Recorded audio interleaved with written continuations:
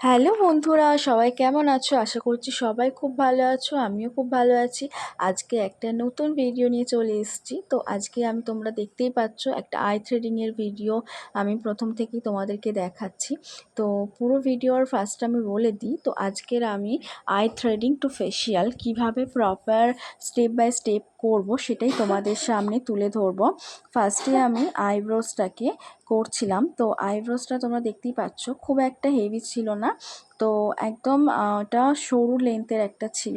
তো সেটাই আমি প্রপার ক্লিন করে নিচ্ছি। ফেসিয়াল করার আগে আইব্রোস করে যদি তোমরা করো, তোমাদের কিন্তু স্কিনটা অনেকটা ব্রাইটনেস আনবে আর আমাদের মুখশ্রীটা কিন্তু অনেকটাই সুন্দর দেখতে লাগবে।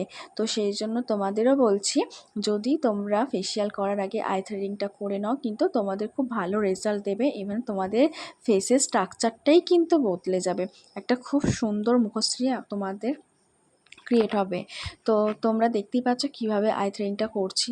তো সুতো দিয়ে আই থ্রেডিং করলে কিন্তু একটু হয়তো লাগে, কিন্তু তোমাদের আই থ্রেডিংটা কিন্তু অনেক দিন তোমাদের আই থ্রেডিংয়ের যে পোর্শনটা তোমরা যে করছো, সেই আইয়ের লিডের যে পোর্শনগুলোতে সেখানে কিন্তু হেয়ার গ্রোথটা কিন্তু অনেক দিন পরে সেটা হয়।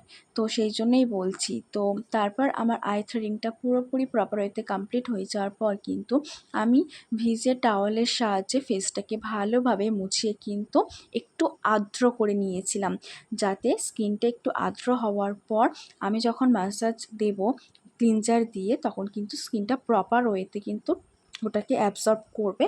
আর ম্যাসাজটা প্রপার ওয়েতে সুন্দরভাবে যদি করা যায় একদম হালকা হাতের সাহায্যে, তাহলে কিন্তু আমাদের ফেসের যে ডেড সেলগুলো প্রপার ওয়েতে কিন্তু ক্লিন হবে আর আমাদের যে পোর্সগুলো থাকে সেগুলো কিন্তু ওপেন হবে। তো তোমরা যারা যারা ফেসিয়াল করো তারা নিশ্চয়ই তোমরা তার রেজাল্টটা অবশ্যই পাও, তাই তোমরা করো। আর যারা করো না, আমি অবশ্যই সাজেস্ট করব যে ফেসিয়ালটা অন্তত মাসে একটা করে করা উচিত। কারণ আমাদের ডেইলি বেসিক্যালি আমাদের যে রুটিন থাকে, আমরা বাইরে যারা কাজ করি বা আমরা ঘরে যারা কাজ করি, প্রত্যেকের স্কিনের মধ্যে কিন্তু আমাদের একটা ডেড সেল কিন্তু জমা হয়। এই মৃত কোষগুলো জমতে জমতে কিন্তু আমাদের মুখের মধ্যে অনেকে ব্রণ, র্যাশেস বা অনেকে কিন্তু মেচেতা যে কালো স্পটগুলো হয়, সেগুলোর কিন্তু একটা লেয়ার তৈরি হয়ে যায়, নানা রকম স্কিনে প্রবলেম পড়ে।